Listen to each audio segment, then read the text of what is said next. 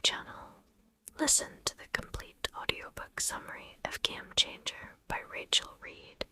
Before we start, make sure to subscribe to our channel to get long book summaries for free. Game Changer by Rachel Reid. Chapter 1. In the first chapter of The Game Changer by Rachel Reid, the narrative introduces us to Scott Hunter, a seasoned and highly respected professional hockey player for the Brooklyn Piebald. The atmosphere is immediately established as one of high-pressure athleticism and the rigid, often hyper-masculine world of professional sports. Scott is a veteran in the league, known for his reliability and leadership on the ice, but he lives a deeply compartmentalized life. As the chapter unfolds, Scott is at a local, somewhat quiet smoothie shop, a place that serves as a small sanctuary where he can step out of the spotlight for a brief moment. This is where he encounters Kip Canning, the young man working behind the counter. Kip is a sharp contrast to Scott. He is vibrant, youthful, and possesses a quirky energy that Scott finds instantly captivating. The interaction begins with a simple transaction, but the chemistry is palpable from their first few words. Scott is struck not only by Kip's physical appearance, but by the way Kip treats him, not as a hockey superstar, but as a regular person. This is a rare and refreshing experience for Scott, who is used to being scrutinized by fans and the media. As they talk, the chapter delves into Scott's internal struggle. He is a closeted gay man in a professional sport that, in his view, is not yet ready for an outplayer. The weight of this secret is heavy, and it dictates almost every move he makes in public. He is constantly on guard, monitoring his body language and his words to ensure he maintains the straight persona expected of a pro athlete.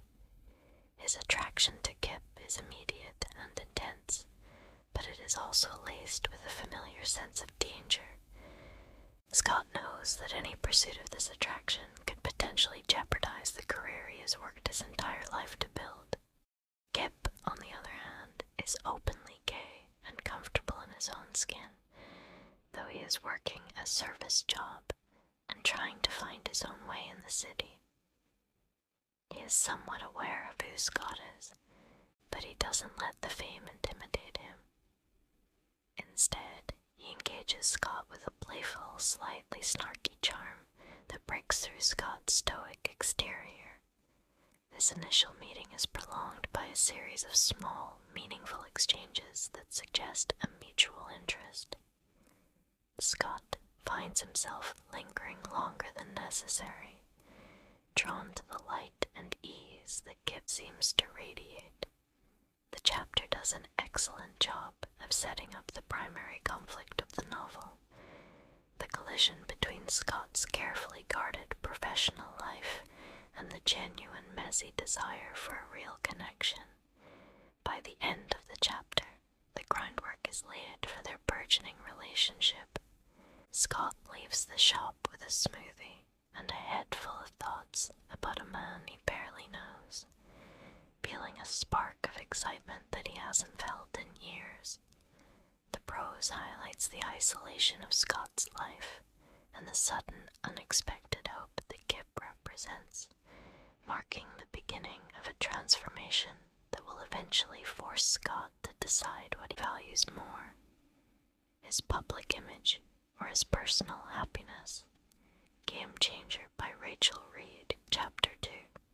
In the second chapter of Game Changer, the narrative explores the growing obsession that has taken root in Scott Hunter's mind following his brief encounter with Kip. The chapter opens with Scott back in his professional element, practicing with the Brooklyn Piebalds, but his focus is uncharacteristically fractured.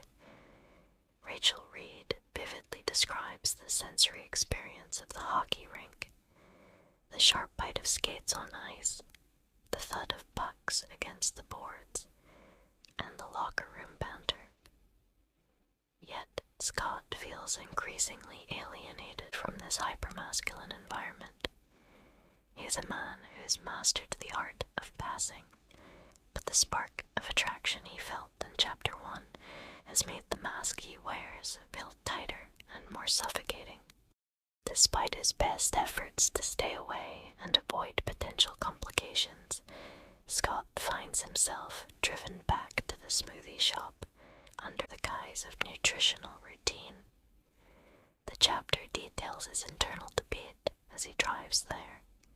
He analyzes the risk of being recognized and the sheer irrationality of a professional athlete stalking a juice bar for a glimpse of a 20-something clerk. When he finally enters the shop, the tension is immediate. Kip is there, and the recognition between them is instantaneous. Kip doesn't play it cool. He greets Scott with a knowing, playful smirk that suggests he's been expecting the hockey star to return. This creates an interesting power dynamic where Kip, despite his lower social and economic standing, holds the upper hand because he is comfortable with his identity, whereas Scott is paralyzed by his. Their conversation in this chapter is longer and more flirtatious, moving beyond the superficial banter of their first meeting. Kip begins to tease Scott about his boring order and his stiff demeanor, pushing boundaries that most people wouldn't dare to cross with a celebrity. Scott finds himself charmed rather than offended. He is fascinated by Kip's lack of deference. For Scott, every interaction in his life is usually transactional or mediated by his fame, but with Kip, he feels a raw, human connection that is terrifyingly genuine. The chapter highlights the contrast between Scott's rigid, scheduled life and the spontaneous, colorful world Kip inhabits. The internal monologue for Scott in this chapter becomes more explicit regarding his loneliness. He reflects on his past, the years spent suppressing his desires to ensure his climb to the NHL wasn't derailed by rumors. He thinks about the hollow nature of his public, eligible bachelor persona, and how long it has been since he felt a genuine physical pull toward anyone. As they talk, Scott learns small details about Kip, his interests, his life in New York, and his unapologetic openness. The contrast is sharp. Scott is a man with everything: fame, money, health, but no freedom, while Kip has very little but is entirely free. The chapter ends with a significant escalation. Instead of just taking his drink and leaving, Scott takes a massive leap of faith. He gives Kip his number. The act is described as a moment of high-stakes gambling. For Scott, handing over his personal contact information to a stranger is a breach of his security and his closet walls. As he walks out of the shop, his heart is racing faster than it ever does during a game. The chapter closes on a note of intense anticipation, with Scott staring at his phone in his car, wondering if he has just made the best decision of his life or a career-ending mistake. Game Changer by Rachel Reid, Chapter 3. In the third chapter of Game Changer, the narrative tension shifts from the physical space of the smoothie shop to the digital intimacy of Scott Hunter's smartphone. The chapter begins with Scott in a state of restless agitation. He is back in his high-end apartment, surrounded by the trappings of success, yet he is tethered to his phone in a way that feels entirely adolescent and uncharacteristic for a veteran NHL captain. Rachel Reid captures the agonizing wait for a text message with a precision that highlights Scott's vulnerability. He checks his screen constantly, overanalyzing why Kip hasn't reached out yet, and spiraling into a cycle of self-doubt, wondering if he misread the chemistry in the shop. When the text from Kip finally arrives, it is predictably irreverent and devoid of the hero worship Scott is used to. Kip doesn't lead with a formal greeting. He leads with a joke, immediately establishing a rapport that bypasses Scott's professional defenses. This marks the beginning of a prolonged, secret exchange that takes place over several days. The chapter focuses heavily on the double life Scott is now leading. By day, he is the stoic, focused leader of the Brooklyn Piebalds, navigating high-stakes practices and media scrums. By night, and often in the quiet moments between drills, he is hunched over his phone, smiling at his screen. The prose highlights how this digital connection acts as a lifeline, slowly pulling Scott out of the gray, sterile isolation of his closeted existence. The chapter delves deeper into the contrast between their lifestyles through their text conversations. Scott learns that Kip is a struggling musician-artist type who works multiple jobs to survive in the city, a reality that is worlds away from Scott's multi-million-dollar contracts. However, Kip's lack of financial security is balanced by an emotional wealth that Scott envies. Kip shares anecdotes about his friends, his favorite dive bars, and his unapologetic pride in his identity. Through these messages, Scott starts to see a version of New York City that he has never been allowed to experience, the vibrant, queer, and unpolished side of the city that exists far away from the polished glass of the Barclays Center. As the chapter progresses, the game changer of the title begins to manifest in Scott's professional performance. His teammates notice that he is more distracted, though they misinterpret his frequent smiling as the result of a new girlfriend. The locker room banter becomes a source of extreme discomfort for Scott in this chapter. He has to sit through the typical, often casually homophobic or heteronormative buck-bunny talk from his teammates while his heart is firmly focused on a man. This internal friction is a key element of the chapter. It emphasizes that while the texts with Kip bring him joy, they also heighten the stakes of his secrecy. Every straight joke he laughs at feels like a betrayal of the new connection he is forming. The chapter reaches its peak when Scott, emboldened by their rapport, suggests they meet up in person. The logistics of this are a nightmare for him. He can't go to a popular restaurant or a well-known bar without being recognized by fans or paparazzi.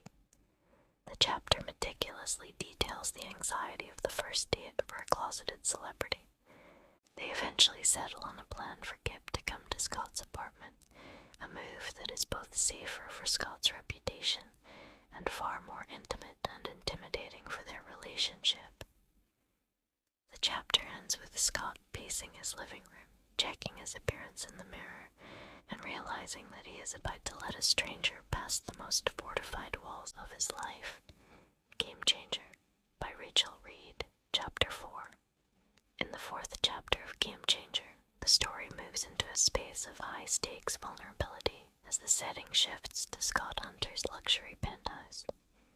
The chapter opens with Scott's internal chaos as he prepares for Kip's arrival. He is a man used to the controlled environment of a hockey rink, but hosting an openly gay man in his private sanctuary feels like a different kind of playoff pressure.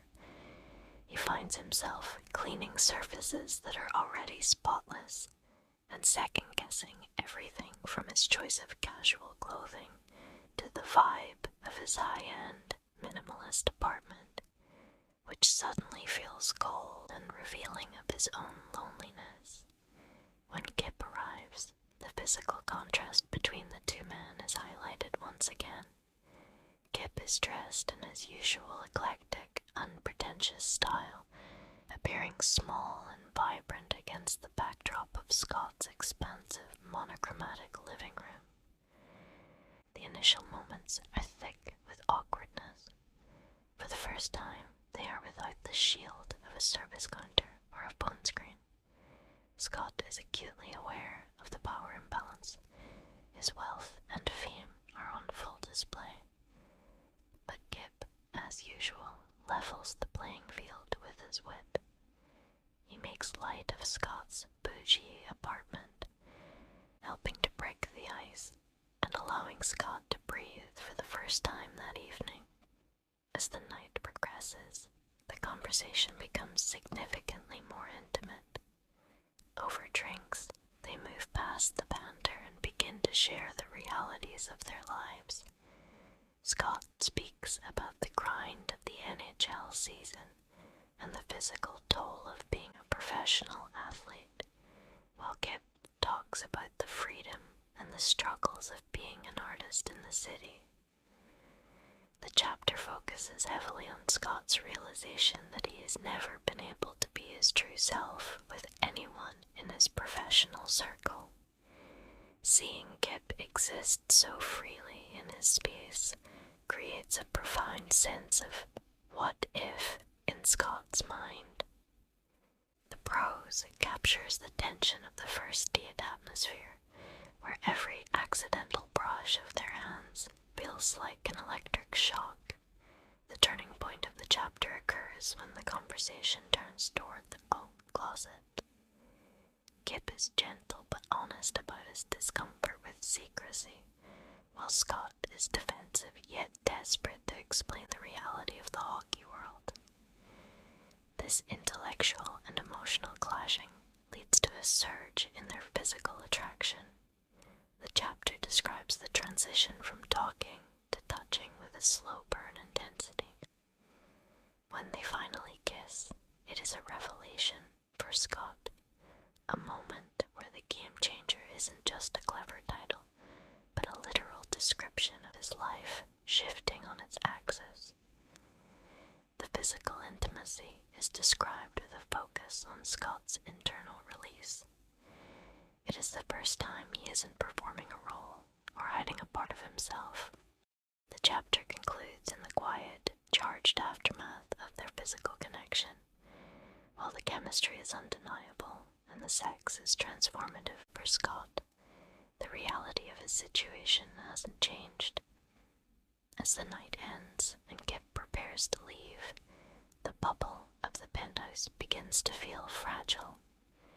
Scott is left with the glow of a new connection, but also the chilling realization that he wants Kip to stay, and that wanting him to stay means risking everything he has built in the public eye.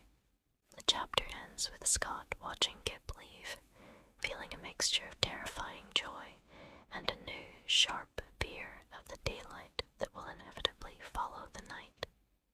Game Changer by Rachel Reid. Chapter 5. In the 5th chapter of Game Changer, the honeymoon phase of Scott and Kip's first night together crashes into the cold, demanding reality of the NHL schedule. The chapter begins with the harsh ring of Scott's alarm clock, signaling a return to the grueling physical and social expectations of his life as the captain of the Brooklyn Piebald. There is a profound sense of emotional hangover as Scott navigates his morning routine. The penthouse, which felt so alive with Kip's presence just hours ago, now feels twice as large and significantly emptier. Scott finds himself distracted during his morning workout, his mind constantly drifting back to the sensation of being himself for one night, which makes the act of stepping back into his straight athlete persona feel like putting on a suit of armor that no longer fits. The narrative then shifts to the practice facility, where the contrast between Scott's internal world and his external environment is at its most jarring. The locker room is filled with the usual boisterous heteronormative energy, teammates swapping stories about their wives, girlfriends, and nights out. For the first time, Scott finds it difficult to maintain his standard stoic leader mask. He is forced to participate in a conversation about an upcoming team charity event where +1s are expected, and the weight of his secrecy begins to feel like a physical burden. He realizes that while he can have Kip in his bed, he cannot have him on his arm, and the unfairness of that trade-off starts to simmer beneath his skin. The chapter also explores the logistical nightmare of a secret romance during a road trip. The piebalds head out for a series of away games, and Scott is thrust into the familiar cycle of planes, hotels, and drinks. Rachel Reid highlights the loneliness of the road. Scott is surrounded by people, but can only be honest with the person on the other end of a text message. The digital connection that was so exciting in Chapter 3 now feels frustratingly thin. He and Kip exchange messages late at night from different cities, and the time zone of their lives begins to clash. Kip is out living his life, going to bars and seeing friends, while Scott is trapped in hotel rooms, staring at game tape and hiding his phone whenever a teammate knocks on his door. A significant moment occurs during an away game after party. Scott is hit with the reality that his status as a highly eligible bachelor makes him a target for both the media and fans. He has to navigate an encounter with a persistent woman at a bar, while his teammates cheer him on, oblivious to his discomfort. This scene serves as a stark reminder of the performance Scott is required to give every single day. He feels like a fraud, not just to his fans, but to Kip. He starts to worry that Kip, who is so unapologetically open, will eventually grow tired of being a secret, or that Scott's fear will eventually turn into a wall between them. The chapter concludes with Scott's return to New York. He is physically exhausted from the road trip, but desperate to see Kip. They meet up again, but the tone is different. The initial spark is now layered with the complexities of real life. Scott has to apologize for being unavailable and for the secrecy that defines their interactions. The chapter ends on a bittersweet note. They are back in the safety of Scott's apartment, finding comfort in each other's arms, but the game changer is no longer just the thrill of a new crush. It is the realization that maintaining this relationship will require Scott to dismantle the very life he has spent 15 years building. Game Changer by Rachel Reid. Chapter 6. In the 6th chapter of Game Changer, the tension of Scott's double life moves from an internal struggle to a tangible external threat.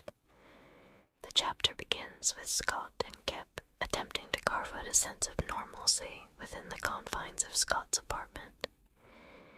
They have established a routine of sorts, ordering takeout, watching movies, and talking late into the night.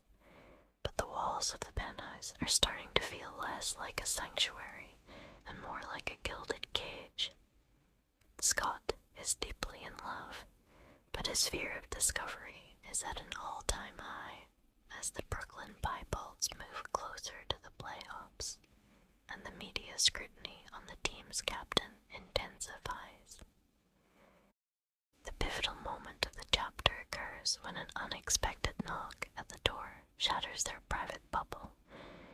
One of Scott's teammates, a boisterous and well-meaning player, drops by unannounced. The scene is described with heart-pounding intensity. Scott's immediate instinct is one of pure panic. He has to physically hide Kip, shoving the person he cares about into a spare room like a shameful secret. The interaction with his teammate is agonizingly long. As they talk about upcoming games and team strategy, Scott is hyper-aware of Kip's presence just a few feet away. This moment serves as a brutal wake-up call for both men. For Scott, it highlights the fragility of his career. For Kip, it is a humiliating reminder that in Scott's real world, he doesn't officially exist. After the teammate finally leaves, the aftermath is fraught with emotional fallout. The playful energy that usually defines their time together is replaced by a heavy, uncomfortable silence. Kip is hurt, not because he doesn't understand the stakes, but because the physical act of being hidden made the abstract concept of the closet feel visceral and degrading. They have their first real argument, which delves into the core of their conflict.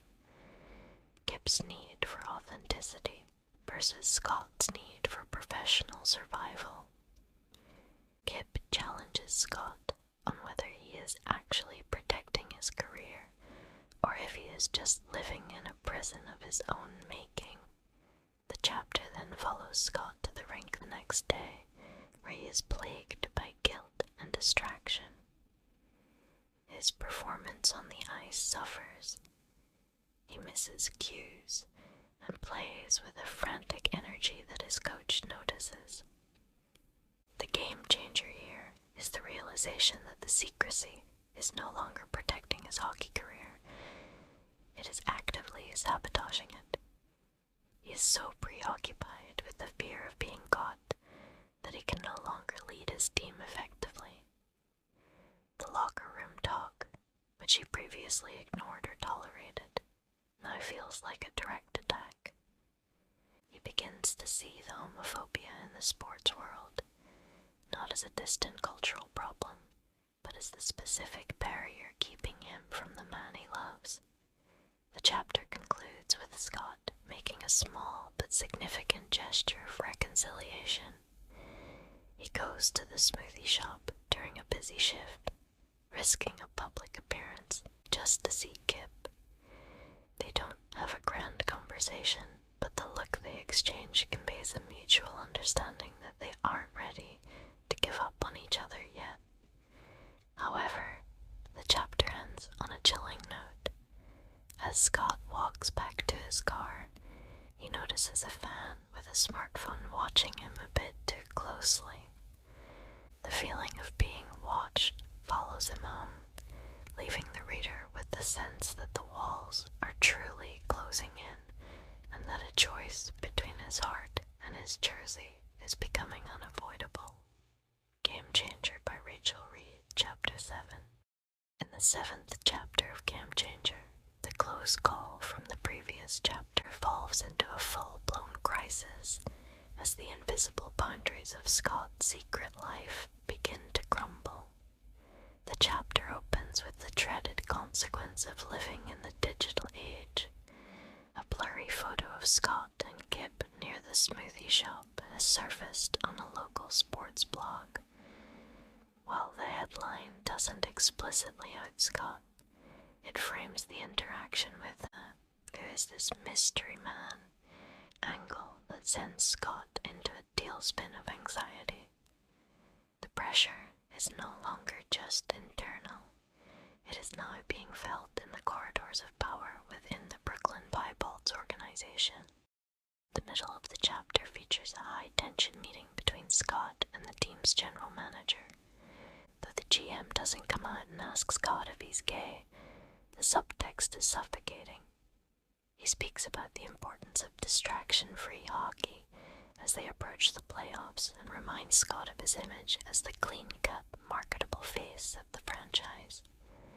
Scott is forced to lie through his teeth, dismissing the photo as a chance encounter with a fan or a casual acquaintance.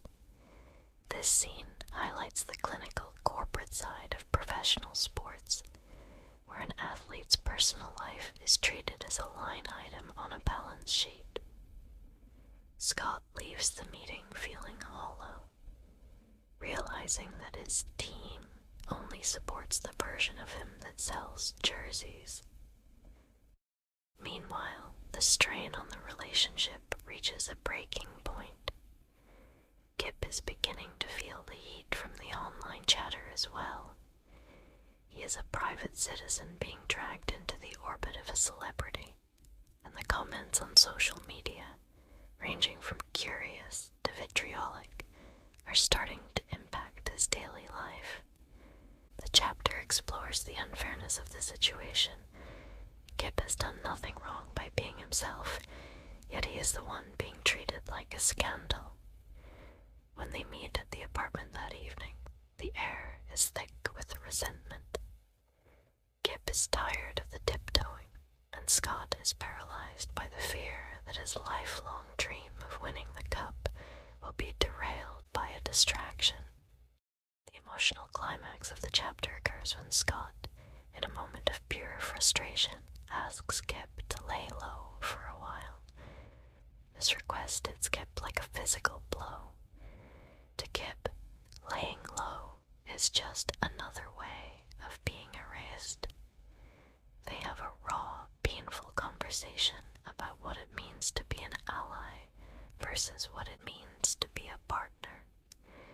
Kip challenges Scott's assumption that his teammates wouldn't support him, pointing out that Scott is giving his power away to a fear that might not even be as large as he thinks it is. Scott, however, isn't ready to believe him. He is too deeply conditioned by years of hockey culture to see any outcome other than total rejection. The chapter concludes on a somber and fractured note. For the first time, they don't end the night in each other's arms. Kip leaves the apartment, and the silence that follows is deafening.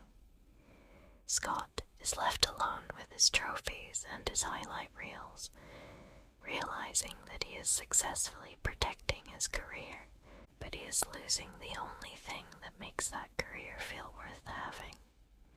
The chapter ends with Scott looking at his phone, wanting to text Kip, but realizing that if he wants Kip back, he has to offer him more than just hidden hours in a penthouse. Game Changer by Rachel Reid, Chapter 8. In the 8th chapter of Game Changer, the narrative intensity shifts from the quiet, painful isolation of Scott's apartment to the deafening, high-stakes roar of the NHL playoffs. The chapter begins with the Brooklyn Pieballs preparing for their first-round series, an environment that should be the pinnacle of Scott's professional life. However, for Scott, the Game Changer has become a source of profound internal dissonance. He is physically present at the rink, performing his duties as captain with a mechanical precision, but he is emotionally shattered. The silence between him and Kip, following their fallout in Chapter 7, has left a void that no amount of crowd noise or adrenaline can fill. The locker room scenes in this chapter are particularly stifling. Scott's teammates are dialed into playoff mode, a state of intense focus and aggressive camaraderie. They look to Scott for leadership, but Scott feels like an imposter. Every time a teammate claps him on the back or shouts an encouraging word, Scott feels the weight of the secret he is keeping from them. He begins to scrutinize their faces, wondering how many of them saw the blog post and how many are whispering behind his back. The paranoia that he previously kept at bay is now a constant companion, making the locker room, once his sanctuary, feel like a cage. On the ice, the game is faster and more brutal than the regular season. The chapter provides a visceral description of the physical toll of playoff hockey. Scott is taking harder hits and playing with a desperate, almost reckless energy. He uses the physicality of the game as a way to punish himself for the way he treated Kip. His performance is technically brilliant, but it lacks the joy he briefly discovered earlier in the season. He realizes that winning games is no longer enough to satisfy him. The victory feels hollow without to share it with who truly knows him.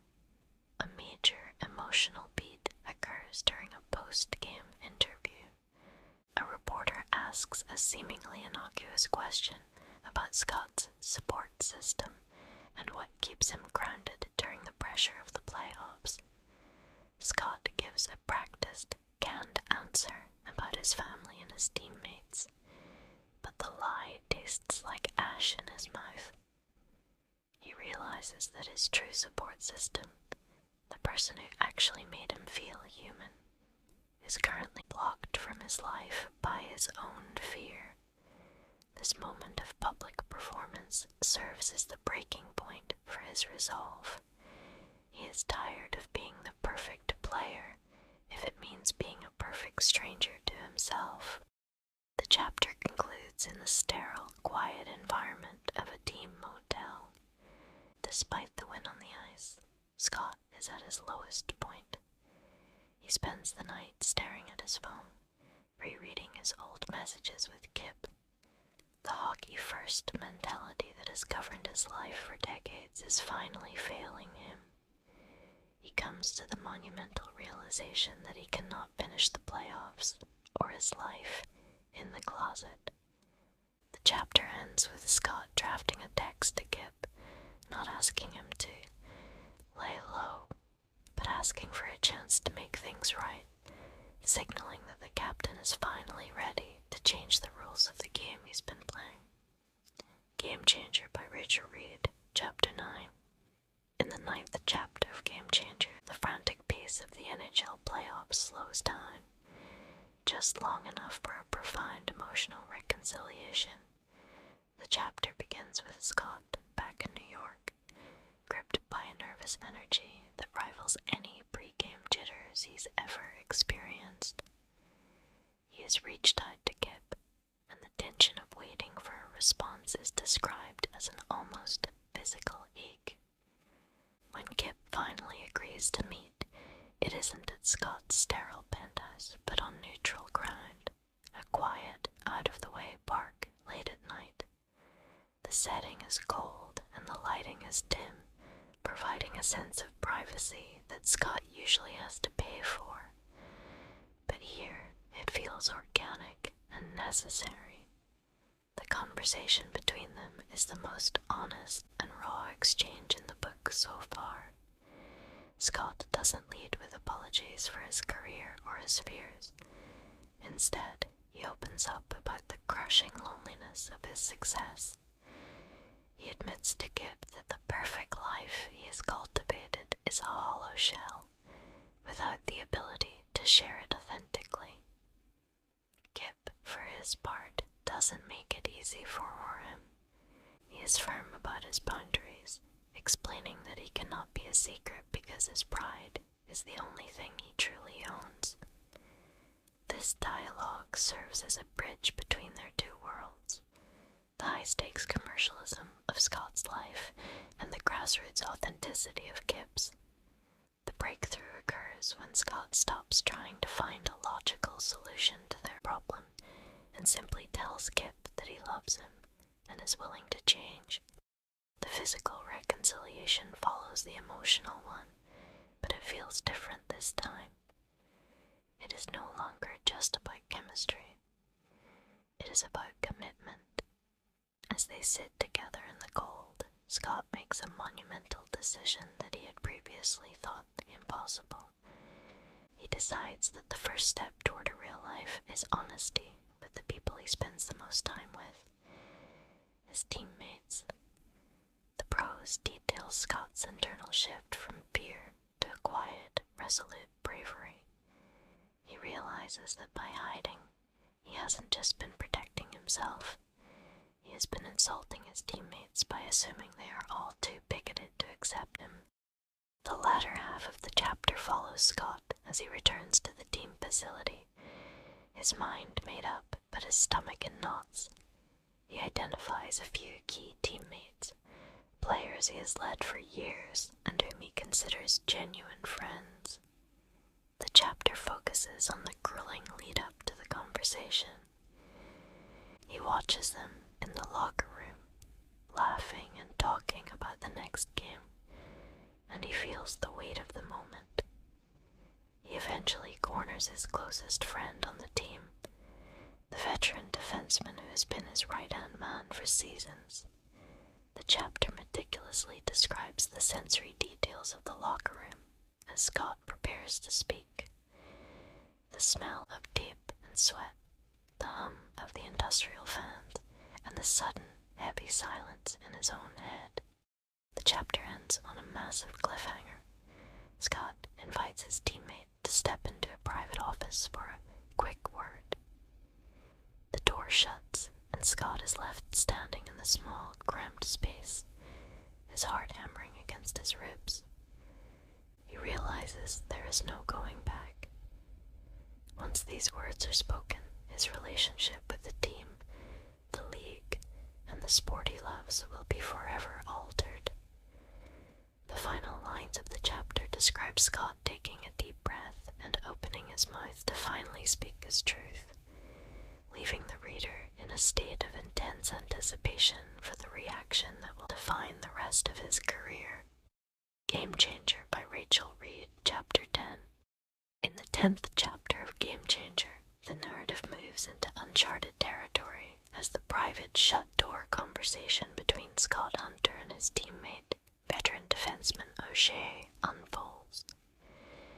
The chapter begins with an agonizingly long silence after Scott finally utters the words, "I'm gay." Rachel Reid focuses on the microscopic details of the room, the hum of the air conditioning and the dust motes dancing in the light, to heighten the tension. To Scott's immense shock and relief, O'Shea doesn't react with disgust or anger. Instead, after a moment of processing, he offers a grounded, classic hockey player response, acknowledging that while it's a lot to take in, it doesn't change Scott's status as their captain or his ability to lead them to a championship. However, the relief of the first disclosure is quickly tempered by the reality of the broader team dynamic. The chapter explores the ripple effect as the news begins to circulate within a very small, trusted circle of the Brooklyn Pieballs. Scott has to navigate a series of individual conversations that range from supportive to deeply awkward. One of the younger players, in an attempt to be an ally, overcompensates with progressive comments that make Scott feel like a specimen under a microscope, while others simply don't know where to look. The prose captures the shifting social architecture of the locker room. The easy, thoughtless banter of previous chapters is replaced by a careful, self-conscious politeness that is almost as exhausting for Scott as the secrecy was. The conflict escalates when the whispers move beyond the inner circle. The chapter introduces the concept of the hockey grapevine, a network of trainers, agents, and players from other teams who start to catch wind of a change in the Piebald's atmosphere. Scott begins to notice a shift in how he is treated by opponents during games.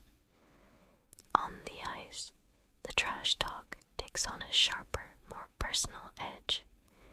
He is subjected to subtle homophobia from the opposing bench, comments intended to rattle him and test his focus. This is where the title Game Changer takes on a literal meaning. The game itself has changed because the unwritten rules of the straight hockey world are being challenged by Scott's mere presence. Back in his personal life, Scott's relationship with Kip becomes his only anchor. Now that a few people know, Scott feels a surge of boldness. He stops hiding his phone during practice and begins to talk about a friend more openly, even if he hasn't officially named Kip to the entire team yet. However, the chapter also highlights Kip's anxiety. Kip knows that as the secret leaks, he is the one who will likely be hounded by the media if the story breaks globally, They spend a quiet evening together where Kip helps Scott prepare for the inevitable day, when the secret isn't just a locker room rumor, but a headline on ESPN. The chapter reaches its climax during a high-stakes playoff game, where the tension on the ice boils over. A rival player makes a direct, audible homophobic slur at Scott during a face-off. For the first time in his career, Scott doesn't just deke it for the sake of the game. He stands his ground, and in a surprising show of solidarity, O'Shea and several other teammates step in to defend him. The chapter ends with the Piebalds winning the game, but the victory is overshadowed by the realization that the whispers are becoming a roar. As Scott walks toward the media room for the post-game press conference, he sees a group of reporters huddled together, their eyes fixed on him with a new, predatory curiosity. The final lines of the chapter describe Scott's hand on the door handle, knowing that the next 30 minutes could change the face of professional sports forever. Game Changer by Rachel Reid, Chapter 11. In the 11th chapter of Game Changer, the tension shifts from the internal locker room dynamics to the external, suffocating pressure of the global sports media. The chapter opens in the immediate aftermath of the previous night's confrontation on the ice. The huddle of reporters Scott noticed wasn't just a figment of his imagination. The homophobic slur thrown at him during the game was caught by rinkside microphones, and by morning, the clip has gone viral. Scott wakes up to a barrage of notifications, realizing that the choice to come out on his own terms is rapidly being stolen from him by the 24-hour news cycle. The primary setting for this chapter is the Brooklyn Piebalds corporate headquarters, where Scott is summoned for an emergency meeting with the team's ownership and PR specialists. The atmosphere is clinical and cold, a stark contrast to the sweat and brotherhood of the locker room. The PR team presents Scott with a damage control strategy that involves a vague statement about respecting all players without actually addressing his sexuality. This is a pivotal moment for Scott. He realizes that the organization's priority is to protect the brand and minimize distraction during the playoffs, even if it means forcing him back into a lie. For the first time, Scott pushes back with the authority of a captain, refusing to sign a statement that erases his identity. The chapter then dives into the emotional toll this takes on Scott and Kip's relationship. Kip visits Scott at the penthouse, which is now surrounded by paparazzi. They are essentially under siege. Rachel Reid highlights the irony of their situation. They are finally together, in the sense that the secret is out, but they are more trapped than ever. Kip sees the toll the stress is taking on Scott, the lack of sleep, the loss of appetite, and begins to fear that the sport Scott loves is effectively eating him alive. They have a heartbreaking discussion about the future, where Kip offers to walk away if it will save Scott's career. But Scott realizes that without Kip, the career has no meaning. Back at the practice facility, the atmosphere has changed again. The whispers have been replaced by a heavy, expectant silence. Scott's teammates are being hounded by the press for comments, and while many remain supportive, the sheer volume of the controversy is wearing on everyone. Scott feels a deep sense of guilt, believing he has become the very distraction he always promised not to be. However, a turning point occurs when a legendary retired player reaches out to Scott privately, offering words of encouragement and reminding him that he isn't just playing for a trophy anymore.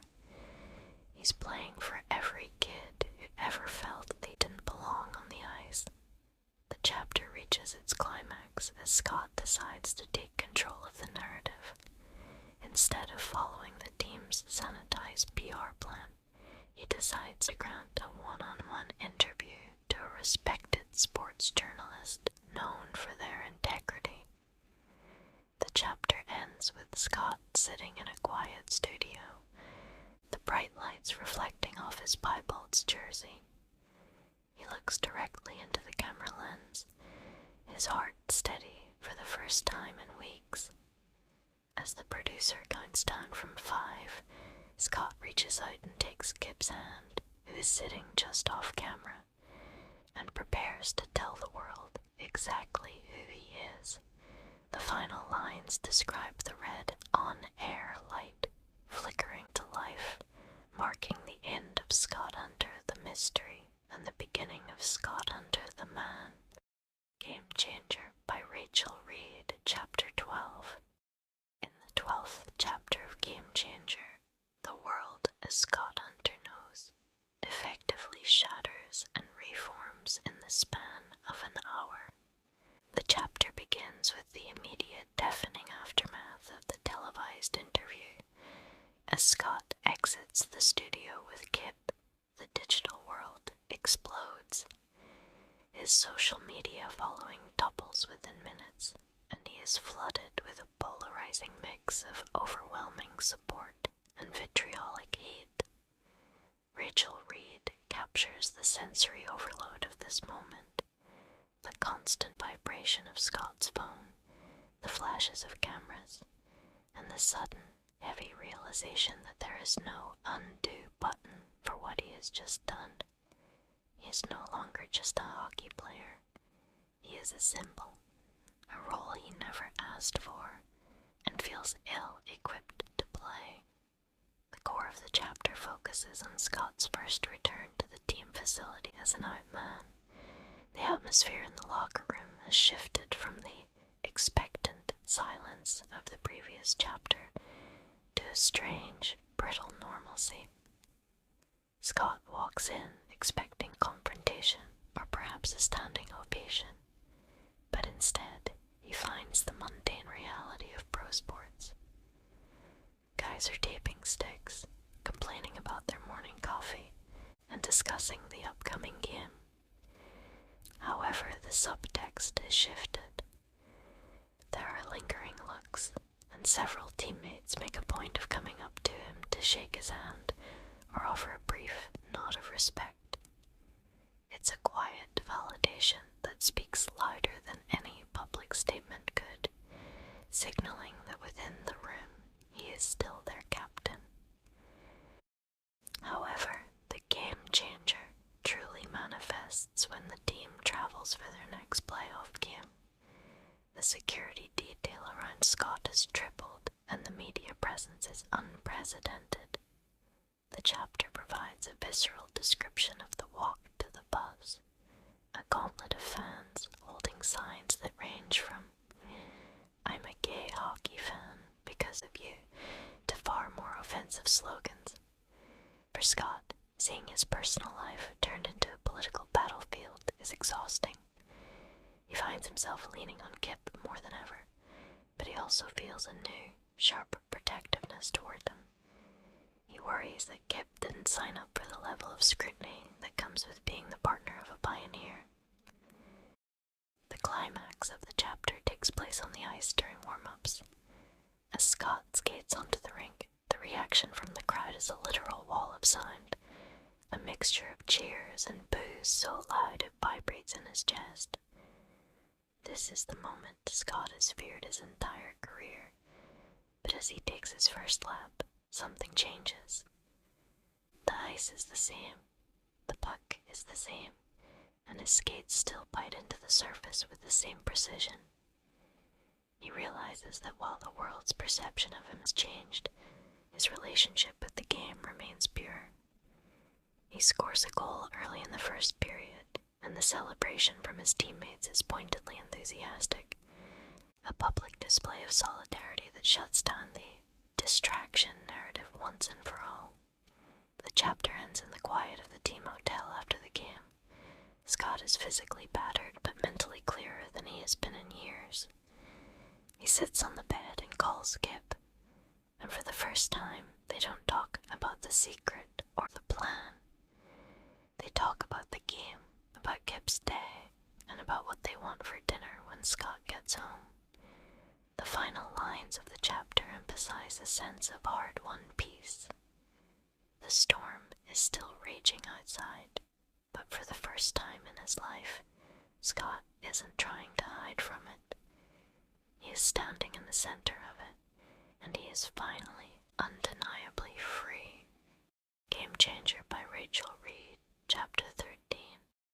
In the 13th chapter of Game Changer, the narrative moves into the high-pressure environment of a win-or-go-home elimination game. The Brooklyn Piebalds are facing potential exit from the playoffs, and the weight of the entire world feels like it is resting on Scott Hunter's shoulders. The chapter begins with Scott in his pre-game ritual, but the atmosphere is different now. He is no longer just playing for the cup. He is playing to prove that being an out-athlete doesn't make him a distraction or a liability.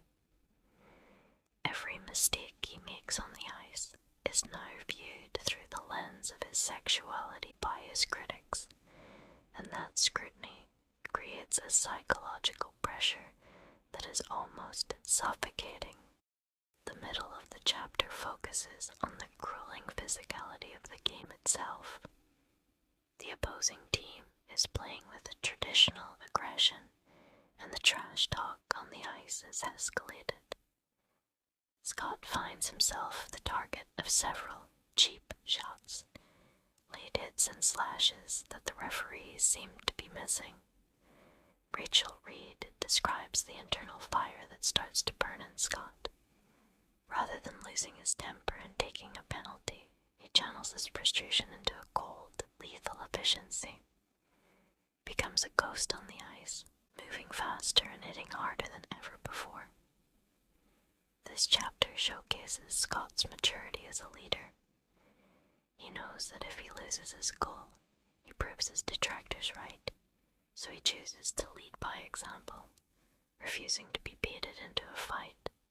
A significant subplot in this chapter involves Kip, who is watching the game from a secure private box for the first time. The prose shifts to Kip's perspective momentarily, highlighting the anxiety of watching the man he loves be physically targeted in front of thousands of people. Kip feels a strange mixture of pride and terror.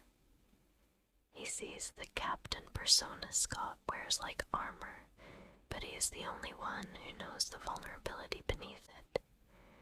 When Scott takes a particularly hard hit and stays down on the ice for a few seconds too long, the arena goes silent.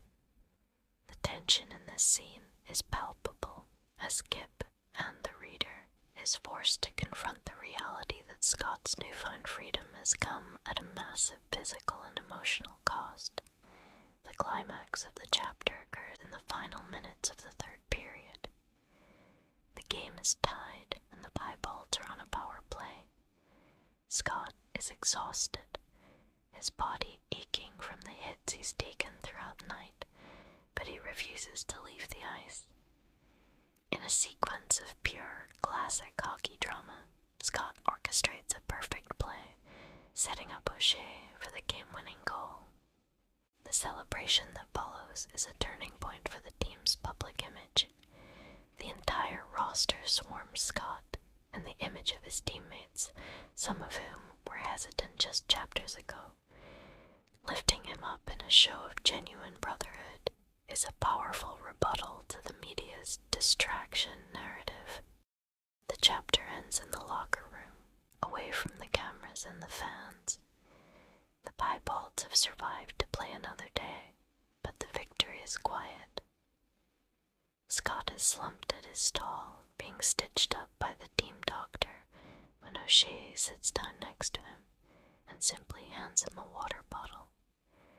There is no grand speech, just a quiet acknowledgement that they did it together. The final lines of the chapter describe Scott looking at his phone and seeing a simple text from Kip that says, "I'm right outside." As Scott limps toward the exit, he realizes that while the playoffs are far from over, he has already won the most important battle of his life. Game Changer by Rachel Reid. Chapter 14. In the 14th chapter of Game Changer, the narrative expands the scope of Scott's transformation by introducing the one group of people whose judgment he fears almost as much as his teammates: his family. The chapter begins with the high of the playoff victory beginning to settle into a steady, anxious hum. While Scott has conquered the locker room and the media, his personal history remains an unfinished map. He travels to his childhood home during a brief break in the schedule, a journey that feels more daunting than Game 7 of the finals. The familiar suburban landscape, which used to represent safety, now feels like a place where he must finally dismantle the lie he has maintained since he was a teenager. The meeting with his parents and siblings is described with a painful, awkward realism.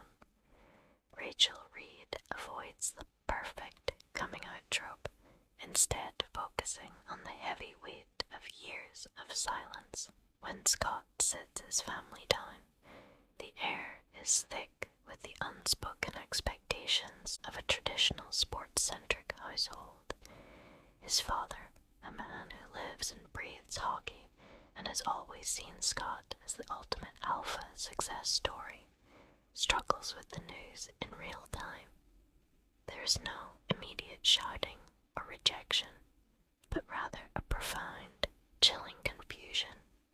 The chapter details the heartbreak of Scott, realizing that his parents feel like they don't actually know the man they've been cheering for all these years. He has to explain that he is still the same son, while they grapple with the loss of the straight version of him they had imagined. A significant portion of the chapter is dedicated to the reaction of Scott's brother. Unlike his parents, his brother's reaction is a mixture of guilt and anger, not at Scott's sexuality, but at the fact that Scott felt he had to hide it from him for so long. This creates a different kind of emotional conflict. Scott has to defend his choice to stay in the closet, explaining the systemic homophobia of the NHL, while his brother feels like their entire relationship was built on a foundation of mistrust. This scene is a masterclass in showing how coming out affects the entire family ecosystem, forcing everyone to reevaluate their shared past through a new lens.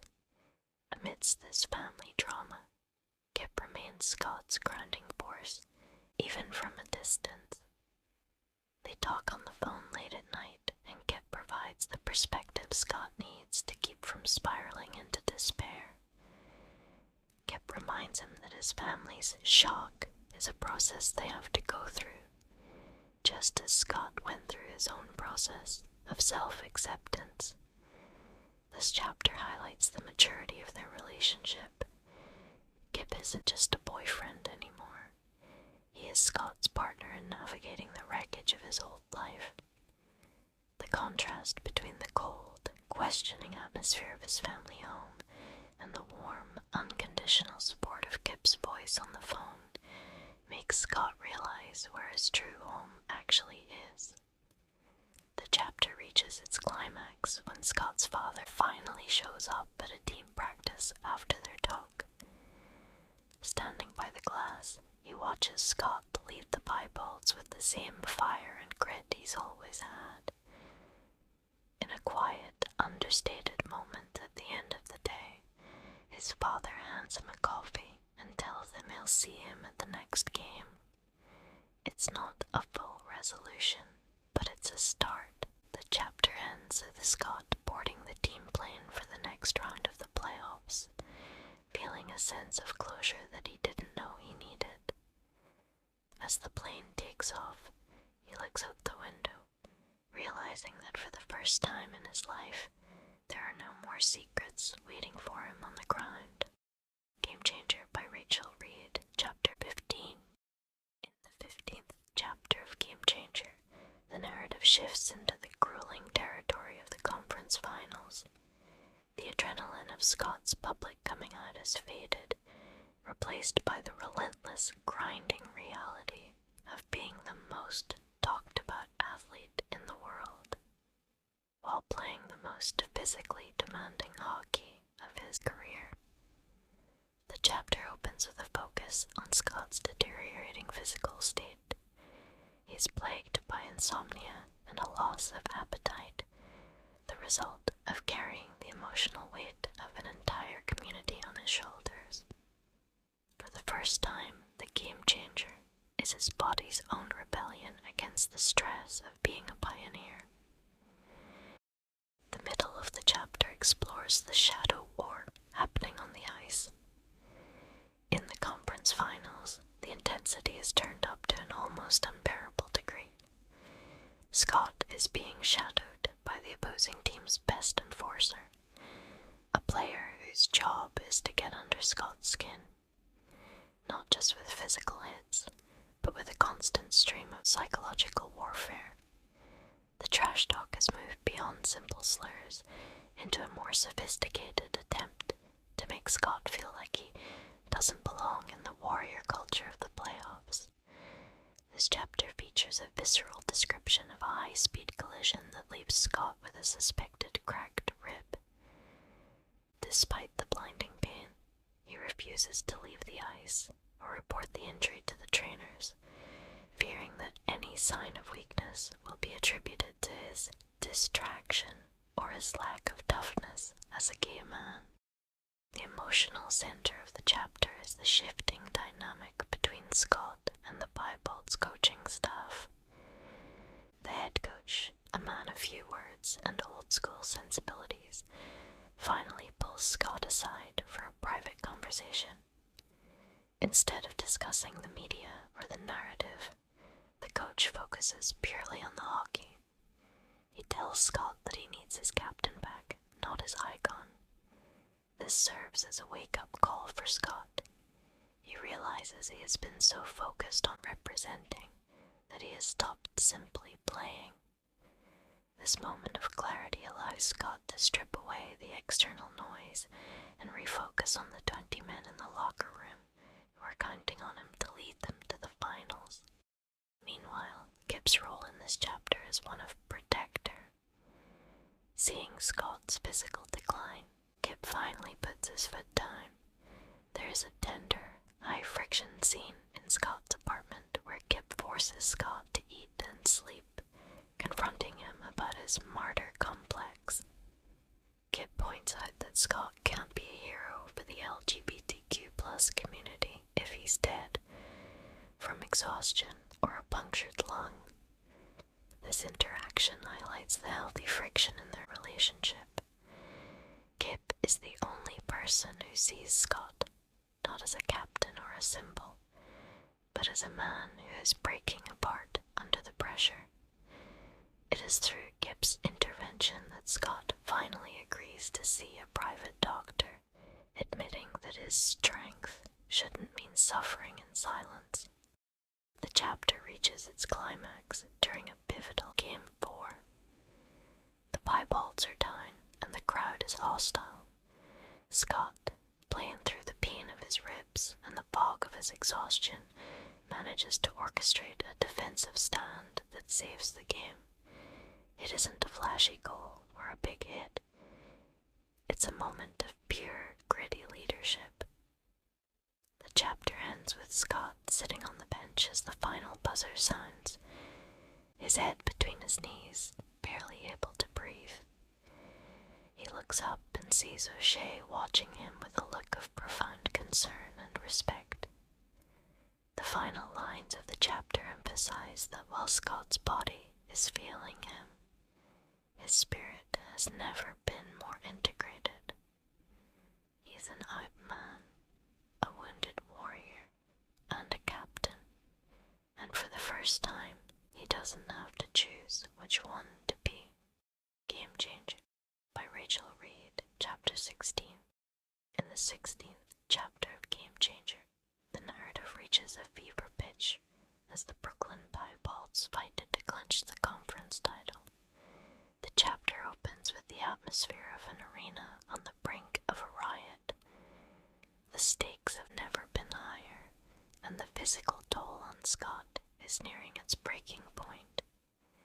Every breath he takes is a reminder of his cracked ribs, and every stride on the ice is a battle against the exhaustion that has been building since his public disclosure.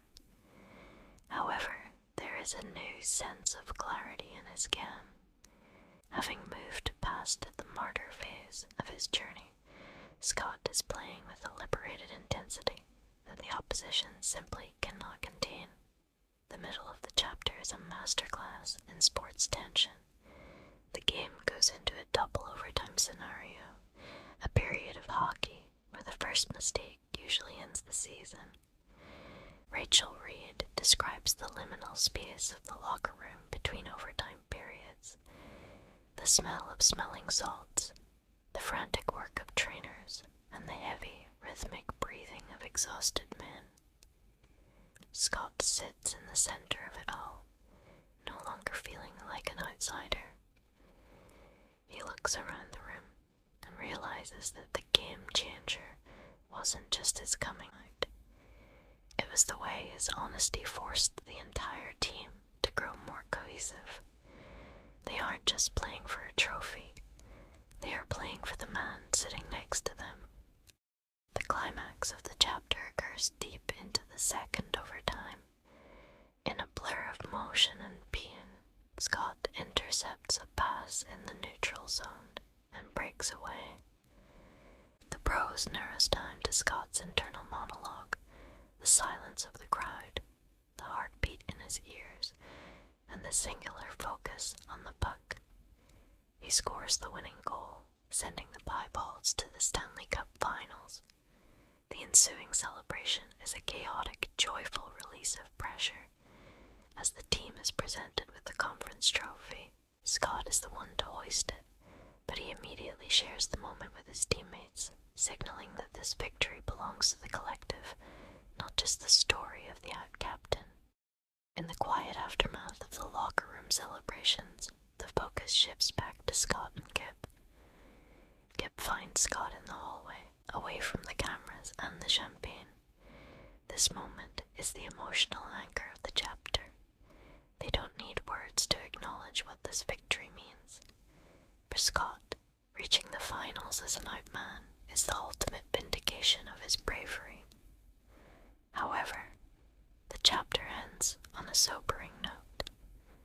As they leave the arena, they see the media frenzy waiting for them, and Scott realizes that the Stanley Cup Finals will be a media circus, unlike anything the NHL has ever seen.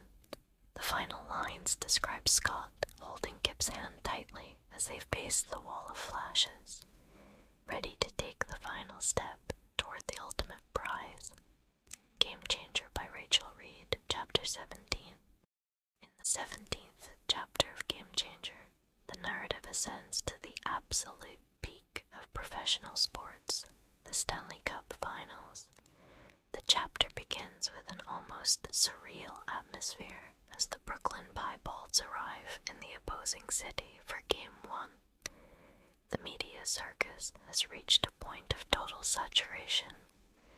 Scott is no longer just a hockey player, but a global cultural icon. The pressure is no longer just about winning a trophy. It's about the legacy of being the first out player to compete on the world's biggest stage. Rachel Reid describes Scott's mental state as a controlled storm. He is intensely focused, yet he carries a profound sense of peace that he didn't have at the start of the season. The chapter dives deep into the strategic and psychological warfare of the finals. The opposing team, the Seattle Wolves, are a powerhouse known for their grit and their relentless involves physical play.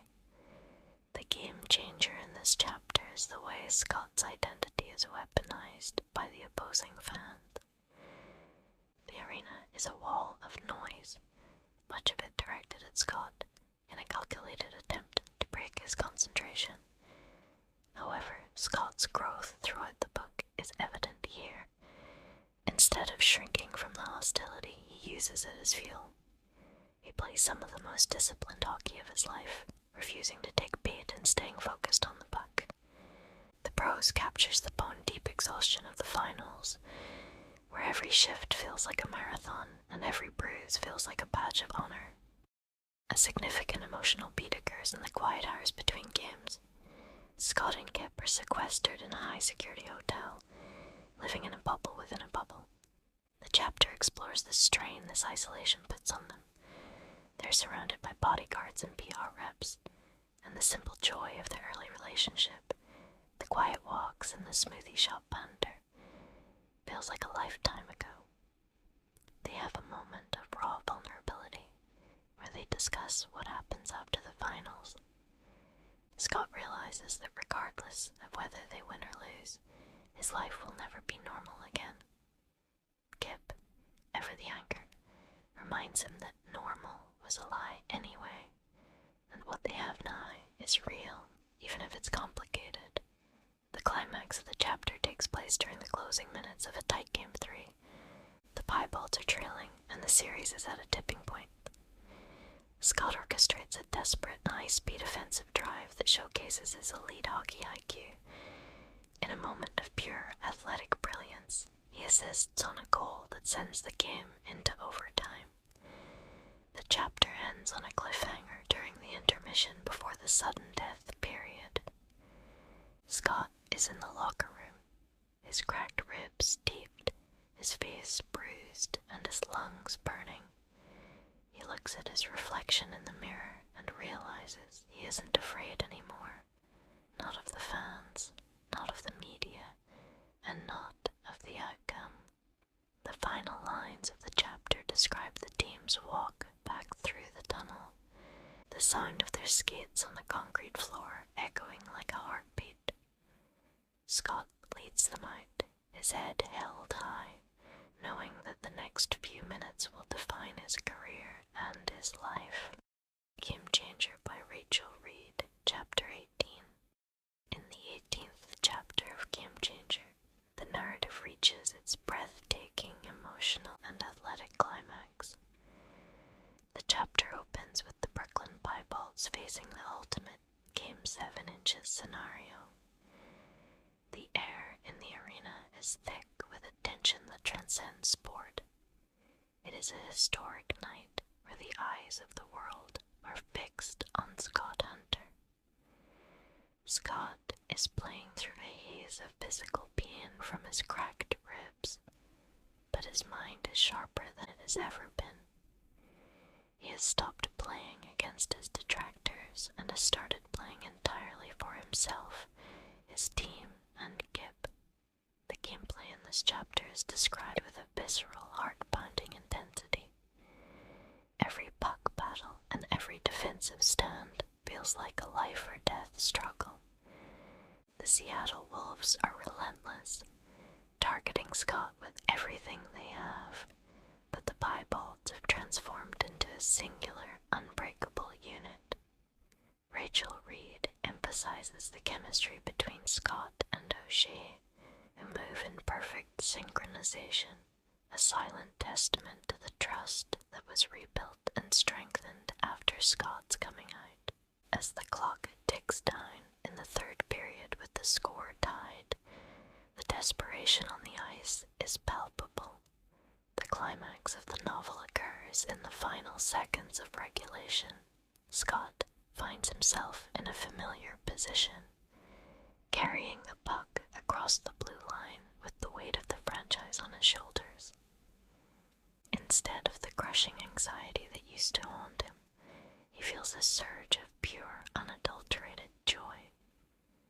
He makes a move that defies his injuries, a dazzling display of skill that leaves the defenders behind. He doesn't just score the winning goal. scores a goal that feels like the shattering of every glass ceiling he ever faced. The sound of the buzzer is drowned out by the roar of a crowd that, for the first time, is united in awe of his talent rather than divided by his identity. The aftermath is a chaotic, beautiful blur of silver and ice. As the Stanley Cup is brought onto the rink, the tradition of the captain being the first to hoist it takes on a profound new meaning. When Scott lifts the trophy above his head, he isn't just a champion. He is a man who is finally whole. The most moving moment of the chapter comes when the traditional family on the ice celebration begins. Scott doesn't look for a beard or hide in the crowd. He finds Kip. In front of the cameras, the fans, and his teammates, Scott embraces Kip, finally merging his two worlds into one public, unapologetic reality. The chapter concludes with a sense of quiet triumph amidst the noise of the celebration. Scott stands on the ice, surrounded by the people who stood by him, his teammates who became his brothers, his family who chose to learn, and the man who gave him the courage to be himself. The final lines of the chapter describe the feeling of the heavy silver trophy in his hands, and the warmth of Kip's hand in his. The game hasn't just been changed, it has been won. Game Changer by Rachel Reid, Chapter 19. In the 19th chapter of Game Changer, the narrative shifts from the high-octane adrenaline of the championship win to the surreal, often overwhelming, new normal of life as a celebrity trailblazer.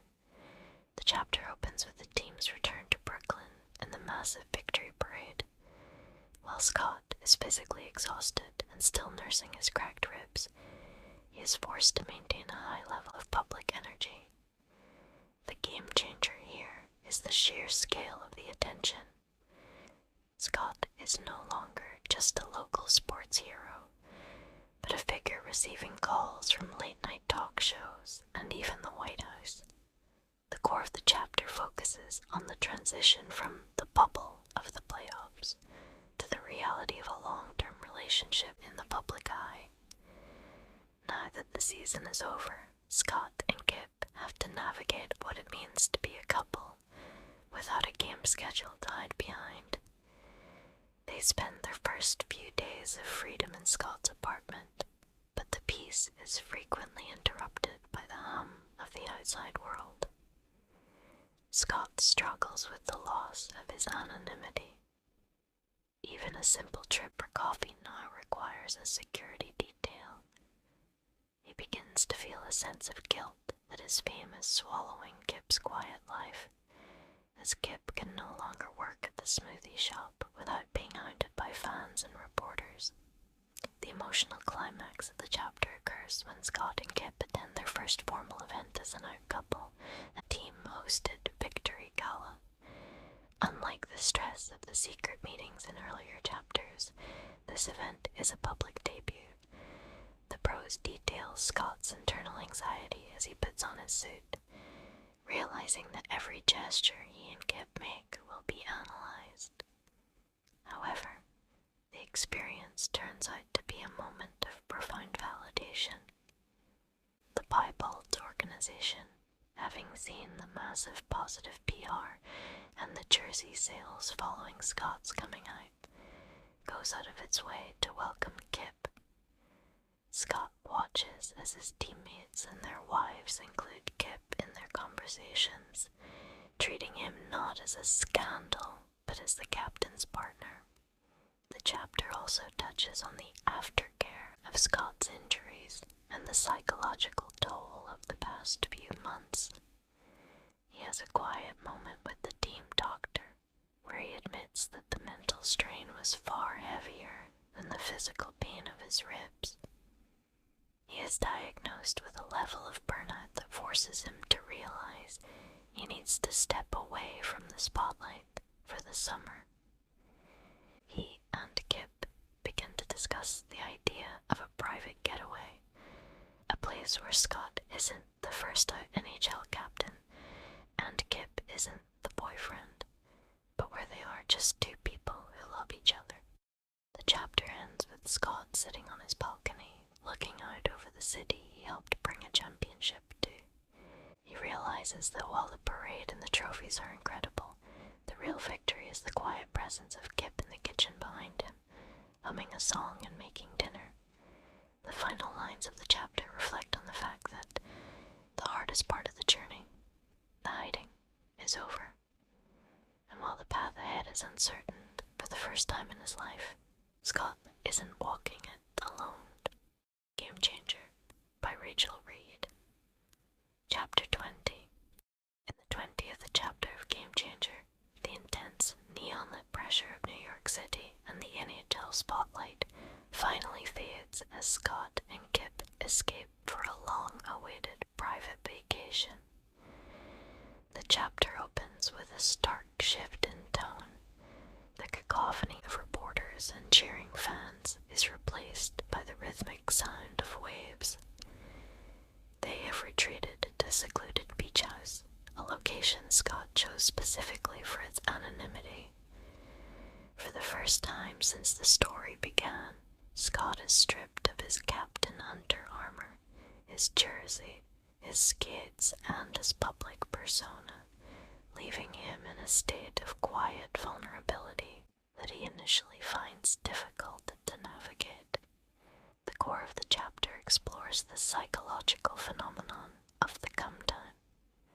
After years of living a double life and months of high-stakes playoff drama, Scott struggles with the silence. He discovers that he doesn't quite know how to exist without a schedule or a secret to guard. There is a poignant scene where Scott stands in front of a mirror, looking at the fading bruises on his ribs and the scars from a decade of professional hockey. He realizes that his entire identity has been built on being a closeted athlete, and now that he is out and off season, he feels a strange sense of vertigo. He asks himself who he is when he isn't fighting for a puck or a cause.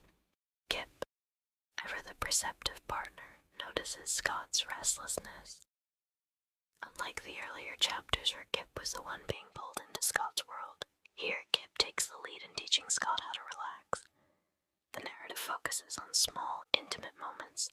Kip teaching Scott how to actually enjoy a meal without calculating the protein macros, or the two of them getting lost on a drive without a GPS. These scenes highlight the deepening of their emotional bond.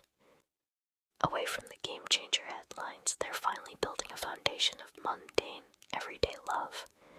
Scott begins to see that Kip isn't just his freedom, he is his home. However, the real world isn't entirely avoidable.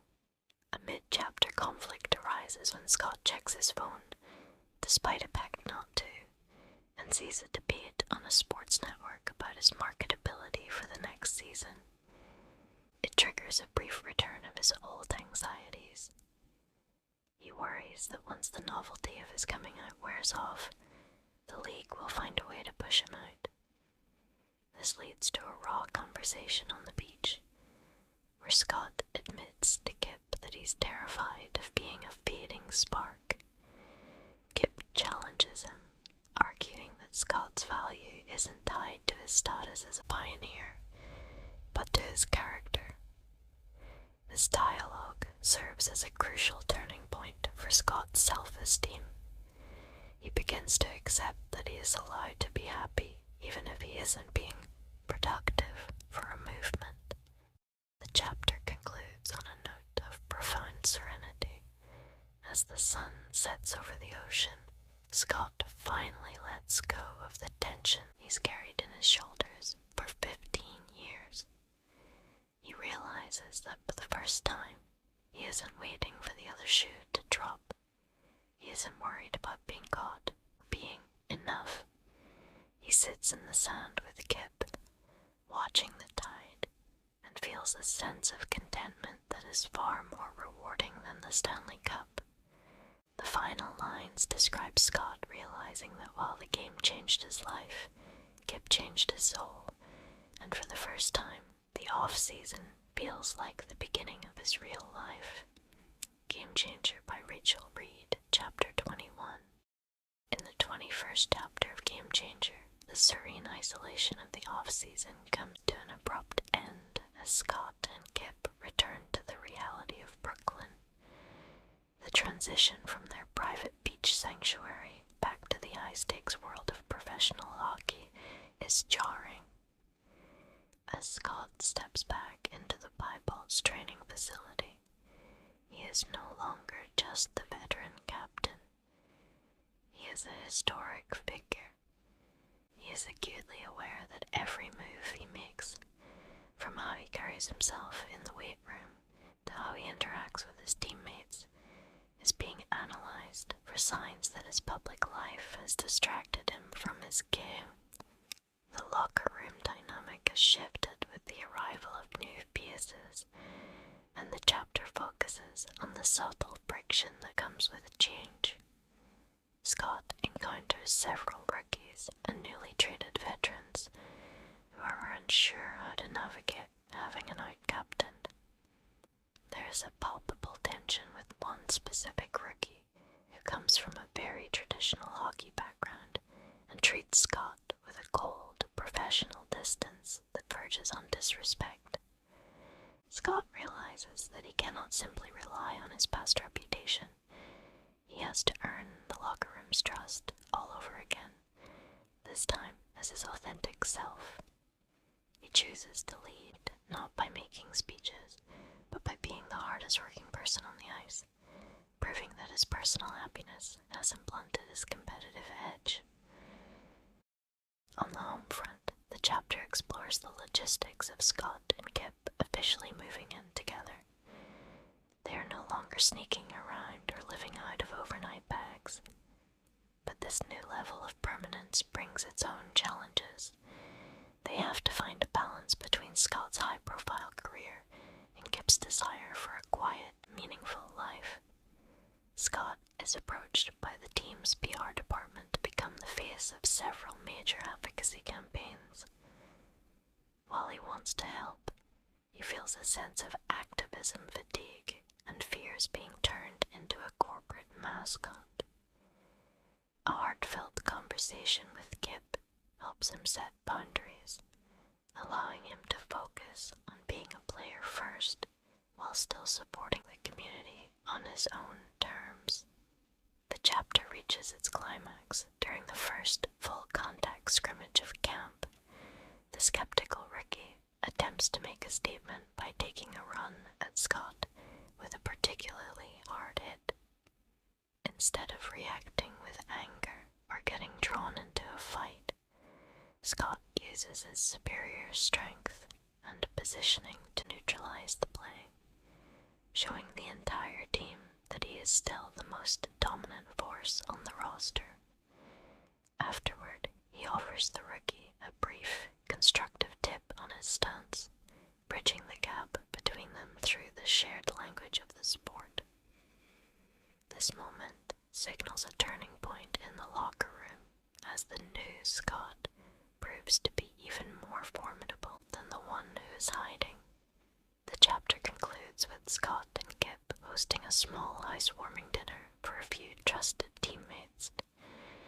Seeing his professional world and his personal world finally coexist in the same room brings Scott a profound sense of relief. As the guests leave and the apartment falls quiet, Scott realizes that the new normal is far more rewarding than the perfection he used to pretend to have. He's ready for the season to begin, not as a man with a secret, but as a leader with a home.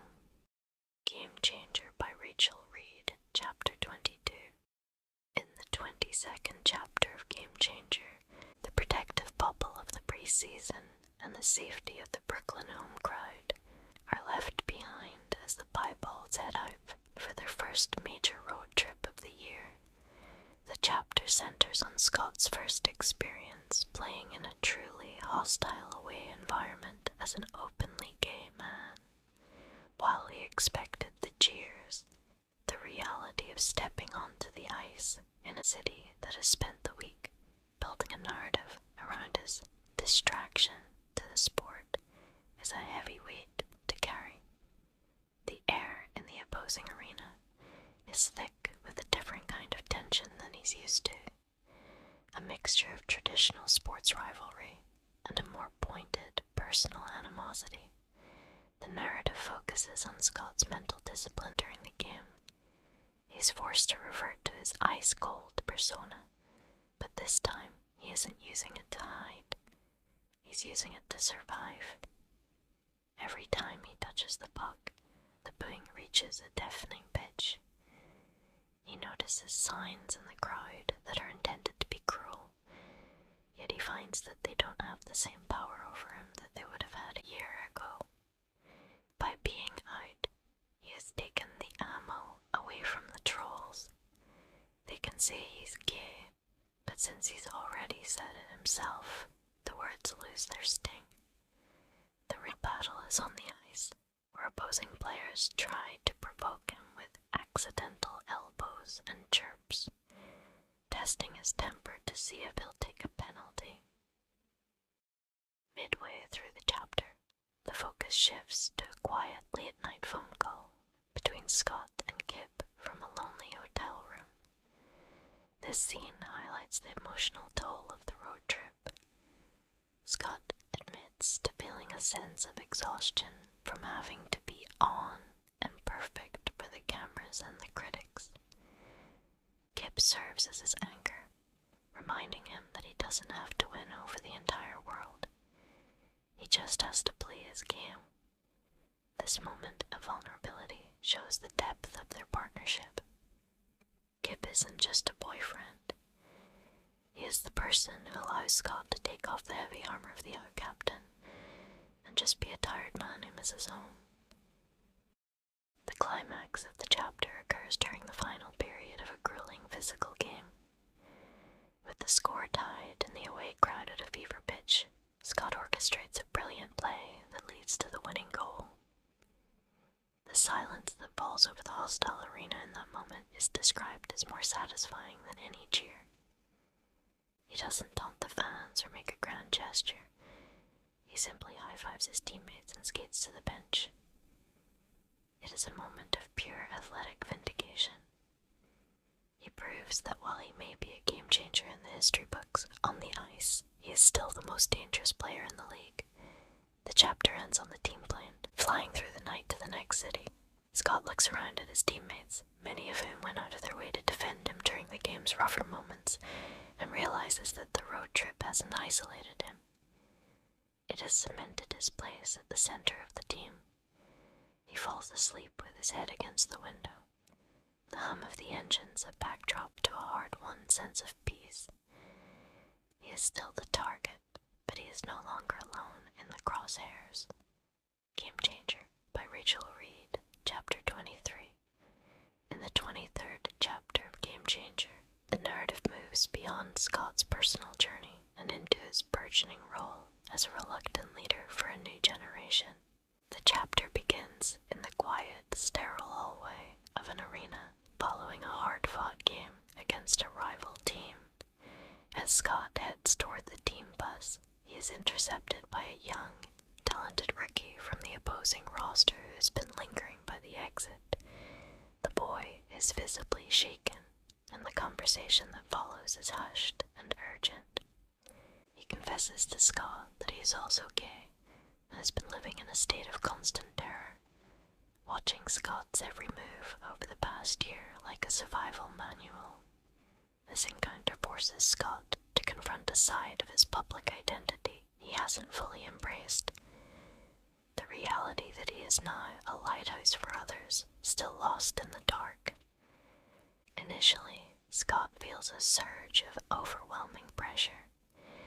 He still feels like he is barely keeping his own head above water, and the idea of being responsible for another player's safety and career feels like an impossible burden. He worries that he isn't the perfect role model. The kid seems to think he is. The prose captures the internal conflict between Scott's desire for a simple, quiet life with with Kip and the moral obligation he feels toward this younger version of himself. When Scott returns home and discusses the encounter with Kip, the dynamic between them proves once again to be the heart of the story. Kip provides a grounded perspective, helping Scott realize that he doesn't have to have all the answers. He just has to be a listener. This conversation highlights how much Scott has grown.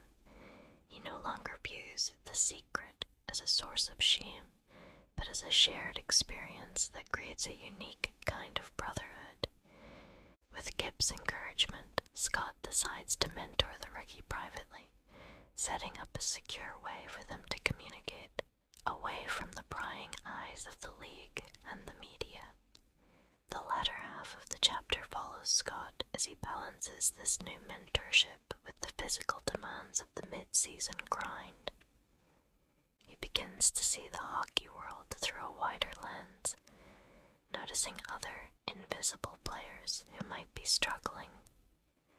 This shift in perspective makes him a more empathetic and effective captain for the Pieballs.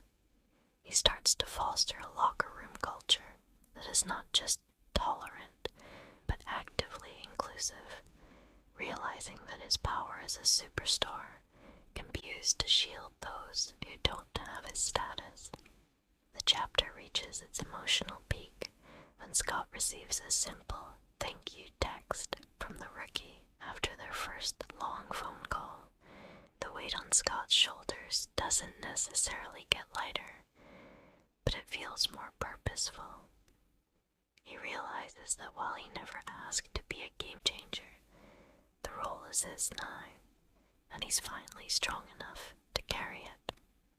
The chapter ends with Scott and Kip falling asleep together, the quiet hum of the city outside, a stark contrast to the internal peace Scott has found. He is no longer just playing for trophies or for his own freedom. He is playing to make sure that the kid in the hallway won't have to wait 15 years to feel this way. Game Changer by Rachel Reid. Chapter 24. In the 24th chapter of Game Changer, the peace Scott has worked so hard to build is threatened by a ghost from his past. The chapter begins with an unsettling email from an old college acquaintance, someone Scott was briefly involved with long before he became the face of the NHL. This individual isn't looking for a friendly reunion. He's looking for a payday. He hints at having old photos and messages that show a different side of the polished, heroic Scott Hunter, threatening to sell them to a tabloid if Scott doesn't cooperate. The psychological impact on Scott is immediate and visceral, even though he is already out. The threat of having his private, messy past curated and sold by someone else triggers a dormant sense of shame. He finds himself spiraling back into the flight or fight mode that defined his years in the closet. He worries that these old stories will tarnish the perfect narrative the media has created, or, more importantly, that they will hurt Kip by bringing up a time when Scott was less than honest about who he was.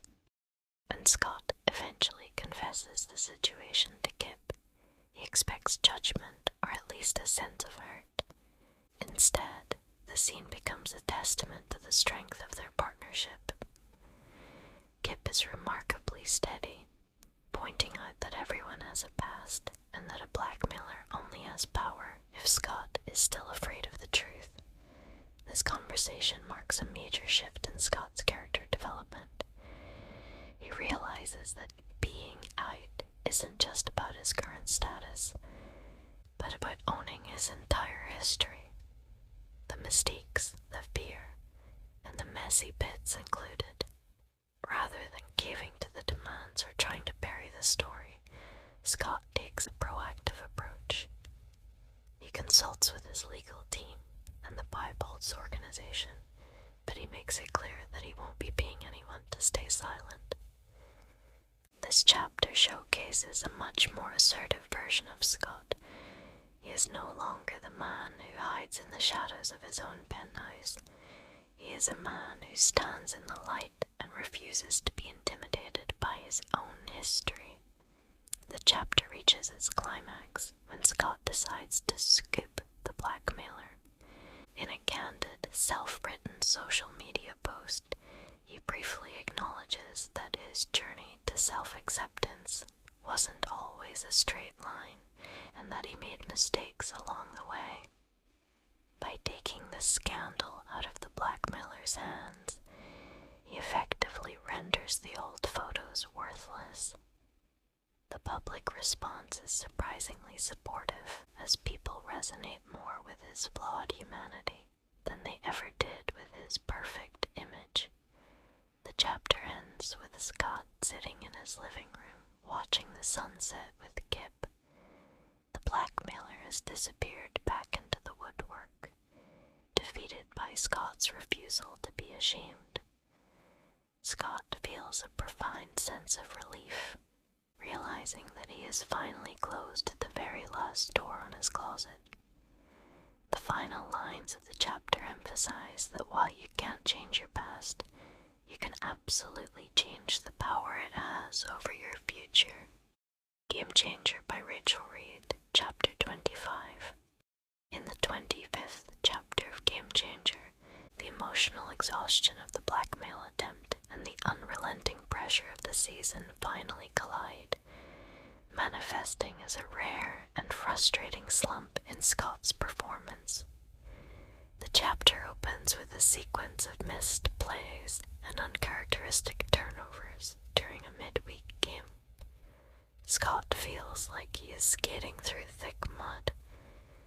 His timing is off, and the ice vision that usually allows him to see 3 plays ahead has been clouded by the mental baggage of the past few weeks. For a player who prides himself on being a machine of consistency, this decline feels like a personal failure. The tension reaches a boiling point during a practice session the following morning. The Piebald's head coach, a man who has generally been Scott's biggest supporter, has seen enough. After Scott fumbles a standard drill for the 3rd time, the coach blows his whistle and clears the ice, demanding Scott meet him in the office immediately. The confrontation is loud and raw.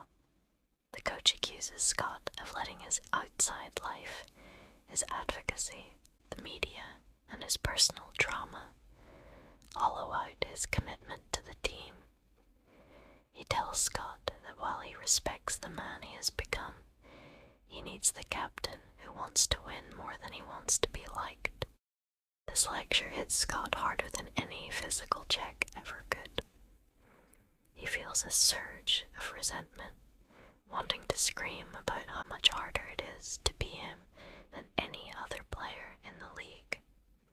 However, as he sits in the silence of the locker room after the coach storms out, Scott realizes there is a grain of truth in the criticism. He has been so focused on defending his identity and surviving the public eye that he has started to view hockey as a chore rather than a passion. He is physically present but mentally miles away, and it is hurting the 20 men who look to him for direction. The middle of the chapter finds Scott back at the apartment where he is uncharacteristically distant with Kip. He is caught in a spiral of perfectionist guilt, feeling like he is feeling as an athlete, a role model, and a partner all at once. Kip, however, refuses to let Scott wallow. In a moment of tough love, Kip reminds Scott that he isn't a superhero and that he's allowed to be tired. He points out that Scott's slump isn't a sign that he's lost his edge. It's a sign that he's human.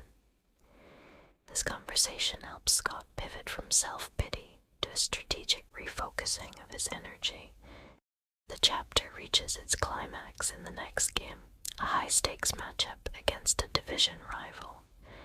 Scott enters the arena with a different mindset. He stops trying to be Scott Hunter the symbol and goes back to being Scott Hunter the hockey player. He plays a simpler, more physical game, stripping away the flashy expectations and focusing on the fundamentals.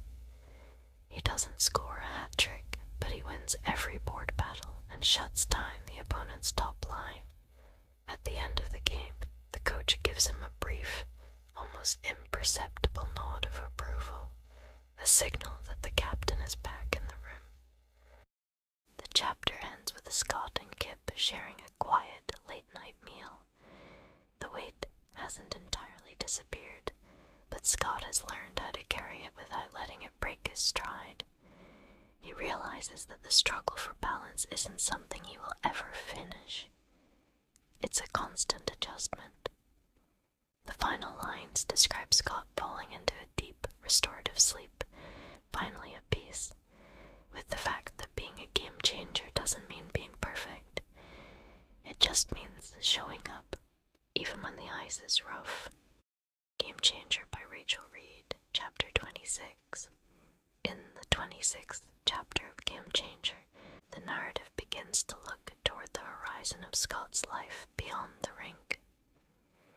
The regular season is winding down, and the Brooklyn Piebald's are comfortably positioned for another playoff run. However, the routine of the grind is interrupted when Scott receives a formal invitation to address a major international sports summit as a keynote speaker. The topic isn't just inclusion in a vague sense. It's about the future of professional sports management and policy. This represents a massive shift in how the world perceives Scott, no longer just an athlete who came out, but a thought leader with the potential to influence the global stage. The prospect of the summit creates a new kind of tension between Scott and his identity as a player. He finds himself distracted during team meetings, his mind wandering to the speech he has to write and the global impact his words might have. He starts to wonder if his most significant work is actually happening off the ice. This internal conflict is mirrored in the locker room, where some of the old guard players make snide comments about Scott becoming a politician. Scott has to navigate the delicate balance of maintaining his authority in a hyper-masculine environment while preparing for a role that is much more cerebral and public. Kip plays a vital role in this chapter as Scott's intellectual equal and sounding board. They spend long nights in their study, with Kip helping Scott refine his message. Through these sessions, Scott realizes that he doesn't want to just be a retired player someday. He wants to be a builder. He wants to change the very structures of the league that kept him in the closet for so long. This realization is both exhilarating and terrifying, as it suggests an end date for his playing career that he hadn't fully considered before. Kip's pride in Scott's intellectual growth is a touching element of the chapter, showing that their relationship is evolving far beyond the initial rescuer and rescued dynamic. The middle of the chapter features a high-stakes game, where Scott is forced to put his future thoughts aside and focus on the now. He takes a heavy hit into the boards that leaves him winded and serves as a physical reminder that his time at the elite level is a finite resource. This moment of physical vulnerability sharpens his resolve. He realizes that every game he has left is a platform, and he decides to use the summit invitation not as a distraction, but as a motivation to finish the season with more dominance than ever.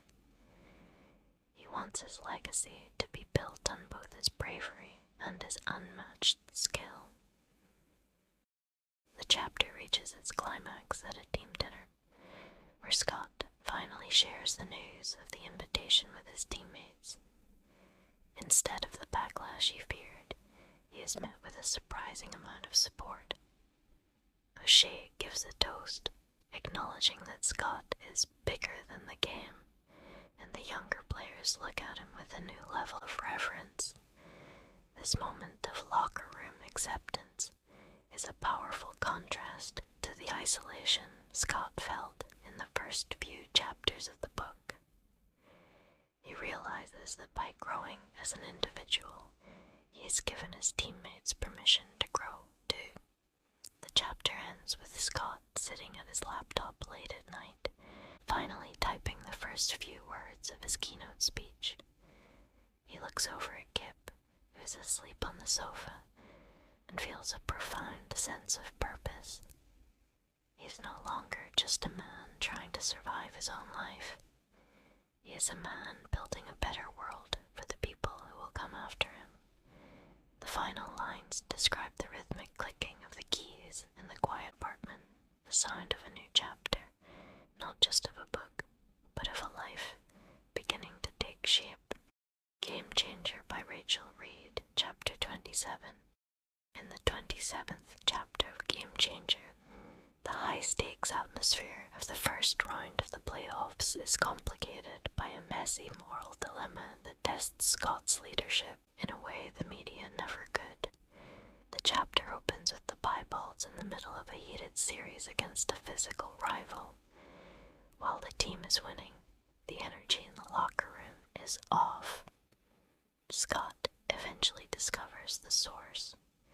One of the team's top defensive players has been caught on video in a late-night altercation involving a series of derogatory slurs. The dilemma is immediate and agonizing. The video hasn't gone viral yet, but the team's management is aware and is considering burying it until after the playoffs to avoid losing a key player. Scott is pulled into a closed-door meeting with the front office.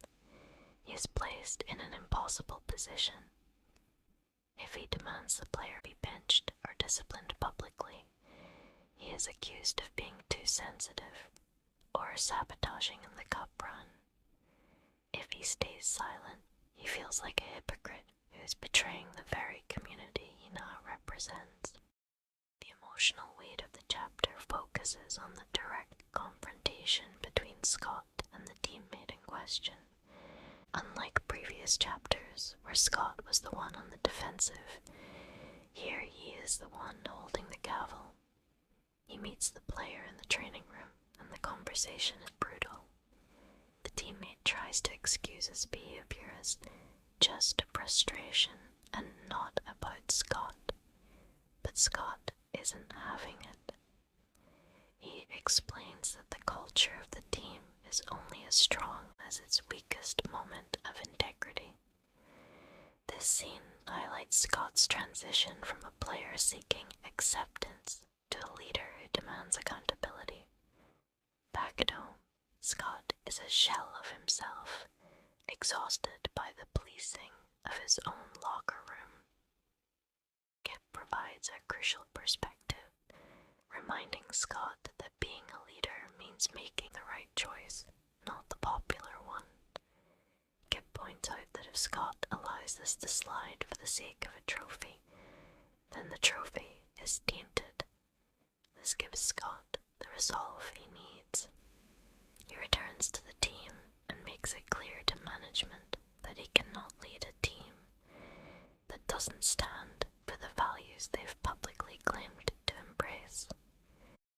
The climax of the chapter occurs when the team decides to suspend the player for 2 games. The public narrative is chaotic, and the Piebalds lose the next game without their star defenseman. Scott takes the brunt of the blame from the fans and the sports pundits, who argue that his social agenda is costing them the season. However, in the following game, the rest of the team rallies around Scott's decision. They play with a renewed sense of purpose, proving that a team built on genuine respect is more powerful than one built on talent alone. The chapter ends with the piebalds clawing back into the series lead. Scott sits in the cold tub after the game, his body aching, but his conscience clear. He realizes that the game he is changing isn't just about who is allowed on the ice, but how they behave once they get there. The final lines describe Scott looking at his teammates and seeing a group of men who are finally starting to understand that greatness and character are inseparable. Game Changer by Rachel Reid, Chapter 28. In the 28th chapter of Game Changer, the narrative reaches a physical and emotional crescendo as the Brooklyn Piebalds enter the final brutal stretch of the Stanley Cup Finals. The chapter opens with the team down 3-2. They are one loss away from elimination, and the exhaustion of a 9-month season has finally caught up to them. For Scott, the stakes are almost unbearable. He is not just playing for a championship. He is playing to validate every sacrifice he has made since the day he stepped out of the closet. He knows that if they lose now, his detractors will use it as proof that a team led by an outman cannot handle the ultimate pressure. The primary setting of this chapter is the war room of the ice during a double overtime Game 6. Rachel Reid describes the game not as a display of grace, but as a grueling war of attrition. Scott is targeted relentlessly by the opposition, who realize that if they can break the captain, they can break the team. He takes a hit that re-aggravates his old rib injury, and for a moment he is unable to catch his breath. The prose narrows into a stream of consciousness style, capturing the tunnel vision of an elite athlete operating on pure instinct and hockey heart. Scott realizes that he is no longer playing for himself or even for the cause. He is playing for the 19 other men on the bench who stood by him when the world was shouting. The emotional anchor of the chapter is a brief, silent exchange between Scott and Kip during a timeout. Kip is in his usual seat, his face a mask of controlled terror and pride. Their eyes meet through the glass for a fraction of a second, and in that moment, the game changer isn't about politics or labels. It's about the simple human desire to make someone proud. This connection gives Scott a final burst of adrenaline. He returns to the ice and orchestrates a defensive play, so selfless and technically perfect that it shifts the momentum of the entire arena. The climax of the chapter occurs in the dying minutes of the second overtime. Scott doesn't score the goal this time. Instead, he draws the defenders toward him, absorbing a punishing hit to create a lane for the rookie he mentored in the previous chapters. When the puck hits the back of the net, the arena explodes. The Piebalds have forced to Game 7. The celebration on the ice is muted by sheer fatigue. The players don't jump or shout. They simply lean on one another, spent. Scott is the last one to leave the ice, his hand trailing on the boards, knowing that he has one more game left in his soul. The chapter ends in the locker room, which is filled with the smell of sweat and the sound of heavy breathing. There are no speeches. Scott looks around at his battered, bruised teammates, men of different backgrounds, some of whom once held prejudices, and sees a brotherhood that is now unbreakable. He realizes that regardless of what happens in Game 7, they have already achieved something permanent. The final lines of the chapter describe Scott closing his eyes as a trainer packs his ribs in ice, the silence of the room vibrating with the knowledge that in 48 hours his life will change forever, one way or the other. Game Changer by Rachel Reid, Chapter 29. In the final chapter of Game Changer, the journey of Scott Hunter and Kip Gardner reaches its definitive conclusion in the pressure cooker of a Game 7. The chapter begins not with noise, but with an eerie, focused silence. Scott wakes up in the apartment he now shares with Kip, watching the morning light hit the city. There is a sense of profound finality in the air. He knows that win or lose, this is the last time he will ever have to prove he belongs. The game changer isn't the trophy anymore. It's the fact that he is walking to the arena as a man who is no longer divided. The game itself is a masterclass in tension, described with a rhythmic, heart-pounding pace. The score remains locked at 0 for nearly the entire 60 minutes. Scott plays with a calm fury, his cracked ribs and exhausted limbs forgotten in the face of the ultimate goal. In the final 2 minutes of the third period, with the crowd held in a collective breath, Scott doesn't look for the highlight reel goal. He plays the selfless, gritty hockey of a true captain. He wins a desperate face-off, blocks a blistering shot with his own body, and eventually feeds a perfect pass to O'Shea, who buries it. As the final buzzer echoes through the arena, Scott doesn't collapse. He finds himself standing at center ice, looking at the rafters, finally able to breathe. The celebration that follows is the emotional payoff for the entire novel. When the Stanley Cup is brought onto the ice, the tradition feels heavy with new meaning. Scott is the first to hoist it, and as he lifts the silver trophy, he doesn't just see his own reflection. He sees the faces of the fans, the kids with rainbow flags, and his teammates who have become his family. But the true climax occurs when the families are allowed onto the ice. Scott doesn't hesitate. He finds Kip in the crowd and pulls him onto the ice. In front of the cameras and the world, they share a long, unapologetic embrace. This is the moment the game truly changes. Not because of a goal, but because the greatest prize in sports is finally shared with the person he loves. The latter half of the chapter fast-forwards slightly to the quiet aftermath of the season. The parade is ended, the headlines have cooled, and the icon status is settled into a steady respect. Scott and Kip are back in their apartment, packing for a trip that isn't a hiding mission, but a real vacation. Scott looks at his jersey hanging on the back of a chair and realizes that while he still loves the game, it no longer defines his entire existence.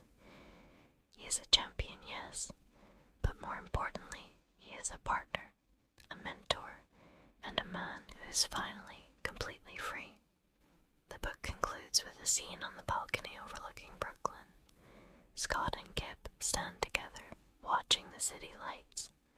They talk about the future, about the sports summit, about potentially coaching one day, and about simply being together.